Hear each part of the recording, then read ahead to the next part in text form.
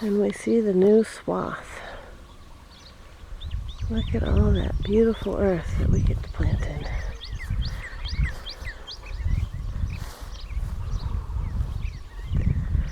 That's the new swath. And the big pile of debris. Oh, that ground smells good. And there's the chicken house.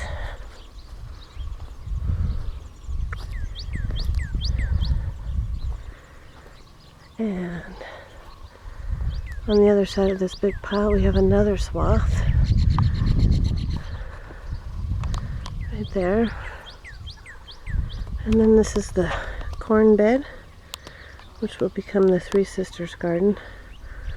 Only some of the corn has come up. We either planted it too deep, or having the cowboys' dogs run through here when the cattle were coming through, that probably didn't help either. And on the left there we have our little cockerel pen with the packaging that came with our little pullets, who aren't so little anymore. Those are Americanas, those orange ones. Dark ones are the Barnvelder. And then let's come back here. There's another rock pile. We come up here. You see the big tractor was here, scraping all that debris, clearing this incredibly beautiful field, and pushing it all over there against that hill, which we're considering planting squashes on. Back to the rock pile and up to my squash. I think that these are long neck pumpkins, transplanted into little pukas in the ground. We surrounded with rocks. And then this is going to be a melon. Hasn't come up yet. This is, I think these are long neck pumpkins. I already said that. Maybe these are the French Cinderella pumpkin. Oh, but look at this. These are watermelons. This is the Moon and Star watermelon. We had two up yesterday. There's 1 and 2 next to the little ant mound. But now it looks like 3 and 4 are up. And this one is almost up, number 4. It's pretty exciting. These are going to be Moon and Stars watermelon. And then we have yams planted. 2 yam hills. And they're right up here next to our baby girl pen for our Barnvelder and Americana pullets. See if we can see them in there. Really hard to see a black chicken. Nope. Well, girls, we'll have to get some greens out for you. And then that's attached to our main chicken run, which is attached to the hen house. Our main chicken run has been shortened, and we've put tomatoes. These are, the first top 2 beds are tomato starts that came out of the garden after we had changed to the tatsoi. And I just transplanted them from the garden into here. These ones down here, except for the biggest one on the back left, are seeds started from really large grape tomatoes from Costco. Really large grape tomatoes.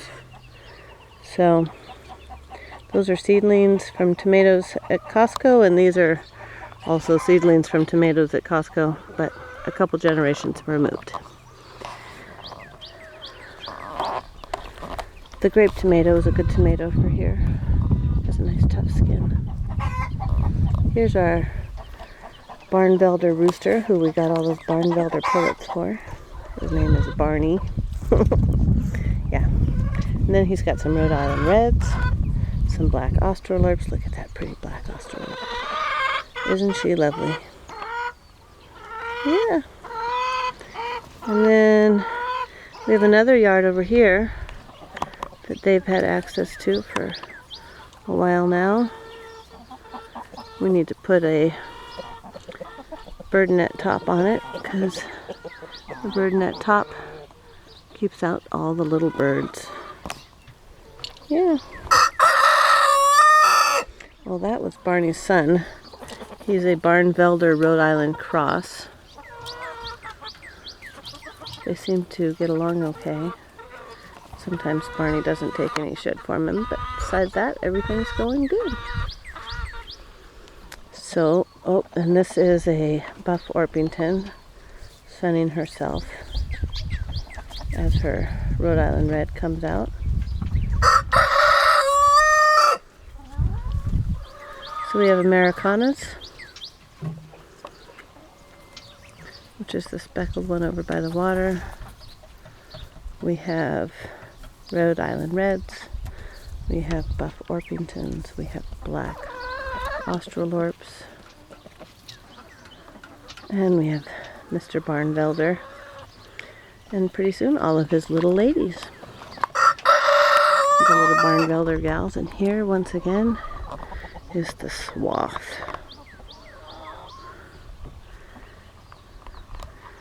We had asked James to move this rock pile. We didn't realize it was such a rock pile, and he moved it to there from right here. And then we cleared out all the rest of the rocks. And that started us on this big garden. And then we had dreams of a larger garden. Ian wanted it over there, and I wanted mine over here. So this is another proof that dreams do come true. Dare to dream. Because it's possible. And speaking of dream, look at that view. Above our house right there. Okay, now, I know this is a little long, but let's look in the hen box. There's an egg in that end box. There's almost never an egg in that end box. Wow. None in there. Let's try this one. Oh, yep, there's eggs in here. And there's a hen. Hi, pretty girl. Oh, don't want to disturb you. Definitely want you to lay your eggs. And it's pretty hot out right now, so unless I were to be throwing compost, a lot of them are hanging out inside.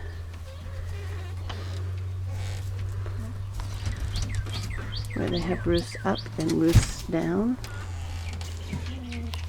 Oh yeah, she says I think they'll come out. There's a lot of hay in there. And the hay keeps them, the smell of the crap down. Okay, pretty girl, watch out. And this is our broody pen, where we put the broody girls who want to lay an egg, who would rather sit than lay. So since we're not raising any chicks right now, the broody girls come in here where they don't have a nest box, and they get fed lots of food and water, which is the next step today, is to feed and water the chickens. So here's their other yard, which you can see they've pretty much taken from being 4 feet tall in grass down to a few inches. We let it go any longer, they'll have it tilled up for us. Your next garden bed. And then we have the hill up above our house.